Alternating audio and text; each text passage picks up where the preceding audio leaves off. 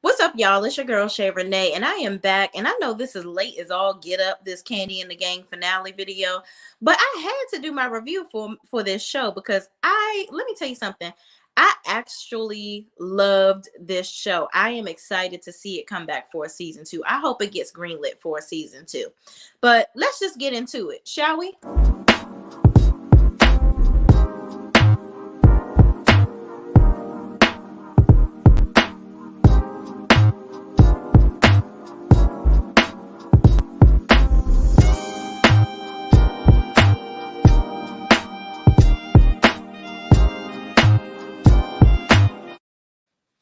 All right, y'all. So the episode starts out with Philip telling everyone that Chandrika is now the head maitre d', and Torin meets with Victor, Kandi's creative director, to help coordinate Friday Night Live. So they meet with talent for the event, and Torin wants to make sure that everything goes well because of how he left suddenly without notice previously and was found on Instagram apparently hanging out in a damn park. So he basically just left work, didn't tell nobody nothing, and he was just, in the park like he was at Coachella somewhere, digging the scene in the gangster lean, doing his own thing. Okay, he didn't give a damn about OLG. He was living his best life. Okay, so Patrick comes in while they're observing the talent, him and Victor, and he's, basically pulls him to the side, asks Victor to leave because he wanted to have like a private conversation with Torin. And he's like, listen, man, I want to propose to Safari and I want you to help me. It's crazy that all these people are coming to Torin to help him do events and do all this shit, but ain't nobody talking about no damn money. I don't understand how this guy is making it with all these freebie events, okay? But of course, being a good friend, Torin agrees to help him to get his proposal on at the Friday Night Live event. So Patrick steps into the kitchen. He leaves out. He's like, listen, I want to have this quick conversation with you, but now I got to go help out in the kitchen. So he goes in the kitchen to help out, and Philip and Brandon are in there as well. So Patrick is talking up being in the kitchen, and then he's like, I love y'all. I love working with y'all. You know what? If y'all ever need a day off, you let me know. I'll work. And Philip is like, all right, now we ain't about to be encouraging no damn body to be taking no days off. We having a good old time in here. It's camaraderie, rah rah. But yeah, all you motherfuckers, bring your asses to work, okay? Because you know what it is. So moving on. Kandi, Todd, and Don Juan meet with Philip to see how he wants to move forward with them, and talk about who basically they should fire. So Philip apparently was contracted to come in, so he's not an hourly employee at this point. He is more of like a Hell's Kitchen kind of person. Comes in, helps you clean up the situation, get yourself afloat, and then they'll bring in somebody that's going to be in that permanent role to follow the guidelines of what he has set forth to, obviously keep the restaurant going, moving forward positively. Okay. So for his suggestions, he says that Dom should be fired. Philip feels like Dom should be fired because of the relationship with Brandon. And Kandi basically always talking about day one this and day one that. Well, if they've been shitty from day one, Kandi, you should have let them go on day two. Okay? I don't understand all this day one crap. Some people just don't cut it. And that's okay. That's why it's called fire and hire. People do it all the time. Okay, let them go. Let them be free as a bird to go on and move on and do what life has them to do and be at will. Okay, that's why it's called at will employment. So moving on. Kandi is like, nah, I don't want to fire Dom. I don't think that's a good idea to fire Dom. Brandon he should be fired. And I'm like, girl, you gonna keep a bartender over the manager? That says a lot about you because y'all hired Brandon as a manager, which, by the way, I don't know what Brandon manages besides the plates that he's eating. Because every scene I see him, he's sitting down having a drink or having some food. The food must be good. That gives me a sign that the food must be good at OLG because he always got a damn plate of it in front of his damn self and he ain't doing no damn work. All he doing is eating. And I don't understand how his body still look like that. He must be eating and doing push-ups in the back because every time I see him, he got some chicken wings, some macaroni and cheese, or some collard greens in front of him. Somebody cooking, he eating, and he doing all of that and not working. So if that's why she wanted to get rid of Brandon, okay. But you want to keep Dom around and don't even want to fucking be here. Like every chance she gets, she drops what she's doing, rolls out, goes and do what she want to do, and then come back to work with y'all just so she can pay her rent outside of whatever she done made dancing. So Kandi, you got to get your mind right and get your emotions up out of this managing thing. So moving on. They also discussed Shardo drinking on the clock and calling out for being drunk the previous night before because he was hanging out too much. And then they briefly discussed touring Friday Night Live because they are hoping he will get it done seamlessly. They end up asking Philip if he wants to leave because basically, as him being an independent contractor, he doesn't have to stay. So he was like, yeah, about that. I was going to ask you guys if I can have a little more time. I would love to stay. So they were excited and happy that, he decided to stay on for a little longer. So in the next scene, Torrin goes over to Brian's house to talk about Friday Night Live. Brian tells him about his convo with Todd about moving forward with a truck. And, he says how Todd said he has a store, but wants to gain 50% of Brian's business. Now, here's my thing. Brian's egg rolls, while they look very tasty, I think a food truck will probably be the best way to go. Why have a whole store for just egg rolls? That just seems like a lot of overhead for, yes, there's high profits on the product and it's very inexpensive to make. However, it's fucking egg rolls. And even though Atlanta is, it's inexpensive, it was less expensive to live there, hell, than DC, which is where I am. You have to, yeah, a whole store to sell egg rolls? No, I think a food truck is just perfectly fine. And then honestly, I wouldn't give Todd 50% of my business. Save your money. Keep building your business out of your house right now. Go do pop-up events. Do Friday Night Lives. Have them support you in that way and give them some of your profits. Save up your money and get a food truck. Do it all by yourself because sometimes when you do it on your own, it's better because then you can control your profits a lot better. And then growing too fast, too quick, sometimes can destroy you. But nevertheless, I'm praying that everything works out into Brian's favor because I absolutely love his personality and I just want to see him win. So Torrin asked Brian to host Friday Night Live, and Shardo asked, are they going to invite Safari because she is so pretty to him and he has an affinity for pretty women. First of all, Shardo must be drunk because a lot of gay guys, when they drunk, they seem to turn straight for 5 minutes. So I'm like, Shardo, every time I see you at Brian's house, you got a damn drink in your hand.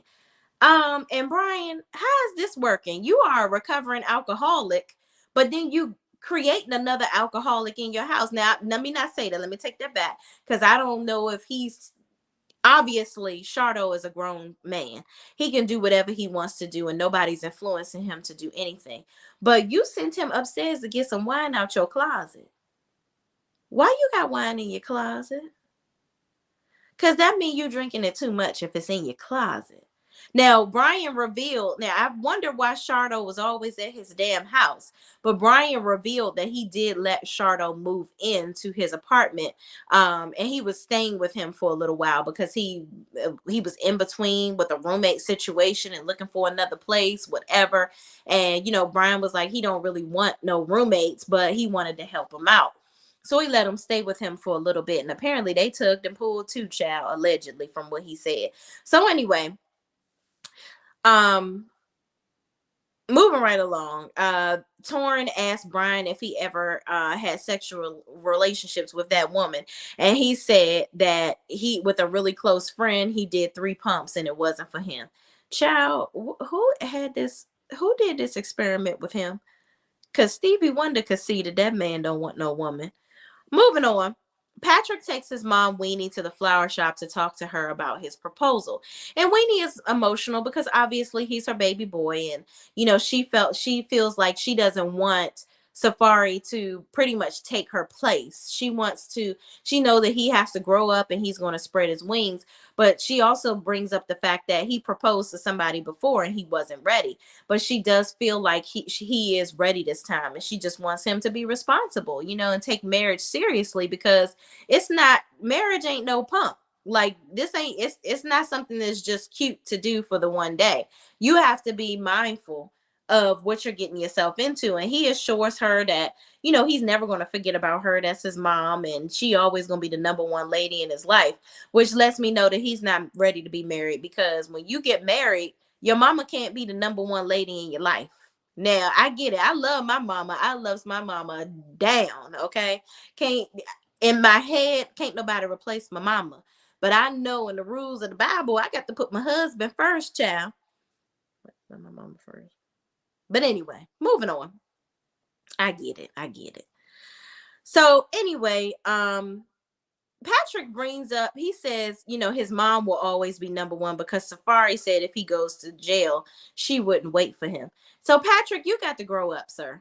You got to do some growing up, because if you take your ass to jail and you're doing stupid shit, why the hell am I waiting on you? I got things to do and a life to live. Okay? We got to go our separate ways. And that's that on that. So moving right along, the day of the event is here. Torrin is trying to get everything all set up and together. And he asked Brandon, the manager at OLG, to help him out with servers for the event. So he's thinking that he has all this set up to have runners for the food and drinks. And then Dawan calls him and asks him, what does he need?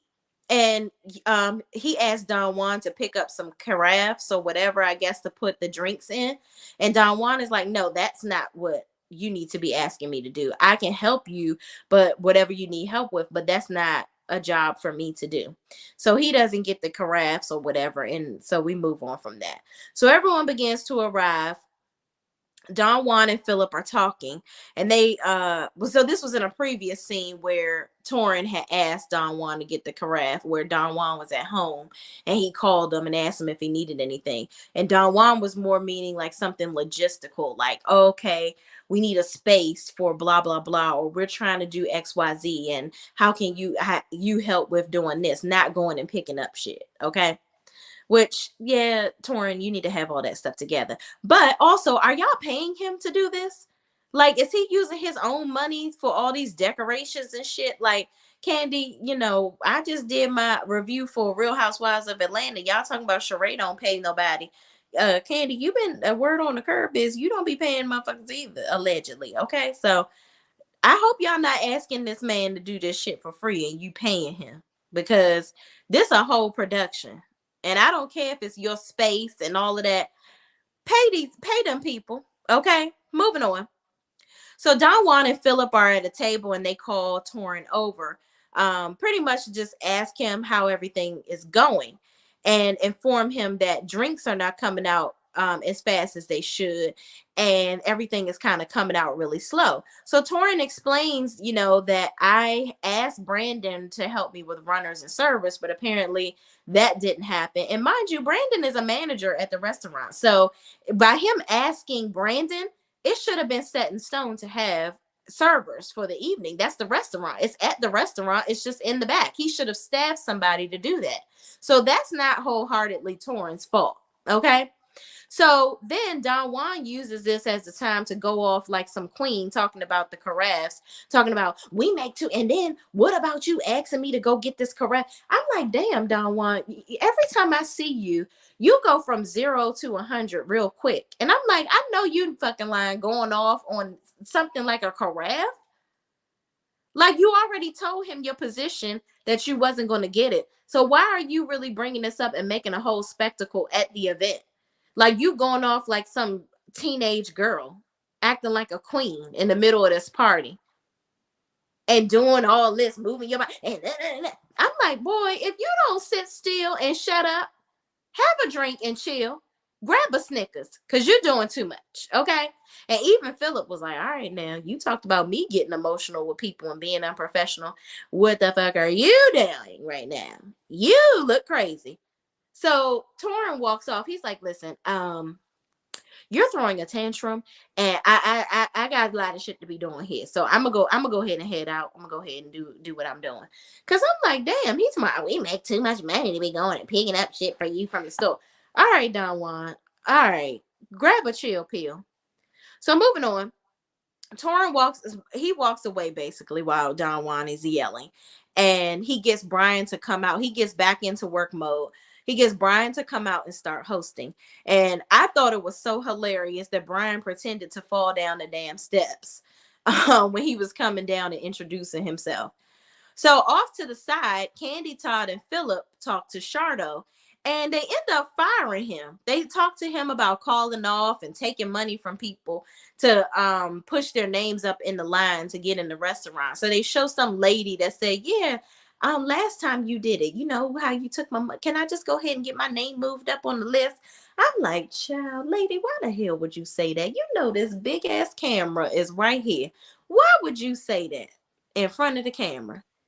And furthermore, I think it's really messed up that they fired Shardo. Mind you, he came into this party like today's going to be a good day. It's going to be a good day. Today's going to be a good day. Wrong. It was not. Okay. I felt so bad for him. Like, mind you, Chandrika was on camera, recorded, talking shit about y'all, yet she gets a promotion. Okay. Brandon and Dom kissing in the back room, but they get to keep their jobs. Okay. Brandon is eating on the clock, never doing any work ever, but he gets to keep his job. Patrick comes in there and does whatever the hell he wants to do. And Chandrika, I'm pretty sure, was taking money from people to get their names moved up on the tables too. Okay, so y'all, it's all this fugazi stuff going on around here, but yet y'all decide to fire Shardo. And mind you, you didn't even look into any of this stuff. Like, y'all are at a party listening to hearsay, and then just decide to fire him off of emotion. Like, I think that's really messed up. Y'all didn't even sit down. Y'all didn't even get a man a 2-minute warning. Like, he was on a high coming up in there, thinking he was having a good old time. Y'all didn't talk to him like you talked to Brian, gave him another chance, or really just sat down and talked to him about how y'all felt about things or what was going on and what he was doing. Y'all ain't do none of that. Y'all just went on and fired the boy. I think that's messed up. Mind you, he came over to OLG because y'all needed him. If I remember correctly, he was working at Blaze doing an outstanding job, apparently. So that's why you brought him over to OLG, because you didn't have no hostesses that were worth a damn. So I think it was at least worth a sit down with him to talk to him, like go over all the things that he was doing and give him a warning and give him a chance to correct the behavior. Y'all just gonna fire him in the middle of a party? Mind you, he stayed at this party, which I would have left because y'all would have had me fucked up. But moving on, I'm sorry. I don't like that. And I think that was really messed up how they did him. For real, for real. So moving on. Torrin pulls Patrick to the side as basically like a decoy, like, hey, go ahead, get yourself together, go on back there and get ready for this proposal. So Patrick goes in the back, gets to changing his clothes, and he's in the bathroom or whatever in the back room, and Don Juan comes back there, and you can hear Patrick's heart beating all fast, he acting all crazy. And I'm like, is this boy really like Patrick? No offense, Kandi, but your nephew don't got it all. Okay, the elevator don't go up but 2 floors. I don't. He gives me. I hope this is a persona that he's doing for TV, but even still, he need to change that because it's giving dumb jock, and I don't like that. It ain't cute. Okay, moving on. So he comes out in this suit. You know, whatever. He comes out in the suit. He goes ahead and proposes to Safari, and she ends up saying yes. Okay. So at the closing remarks, you know how everybody's moving on with their life. So Brian takes the deal with Todd Torrin is still doing events for Kandi, which I hope she's paying him, and he's doing other events as well. Chandrika and her boyfriend bought a house. So did Safari and Patrick, which I'm like, y'all done bought a house together and y'all ain't married yet. But whatever, you like it, I love it. But I love this show. That was Kandi and the Gang, the finale. I cannot wait to see if this is going to get a season 2. Like, I really like this show. I thought it had equal pieces of a little bit of sprinkle of drama, but it had a lot of humor to it, which I loved. I think there was a lot of balance. I think that it gave better than Vanderpump Rules to me, because I think that Vanderpump Rules, they were a real friend group, but there wasn't very much humor behind that show. I think that Kandi show has a lot of balance. I love the family ties. I love the real life kind of situations that they're in. This is a good show. I would love to see it come back. But anyway, thank you guys for watching this review on Kandi and the Gang. I know y'all probably done seen so many reviews by now, and this one is late. But hey, I'm nevertheless, thank you so much for the support and watching it. And I will see you. Please don't forget to like, comment, subscribe, and share this video with anybody else that probably didn't see nobody else's video and is late watching the show like me. So thank you for watching, and I will see you in the next video. Peace out.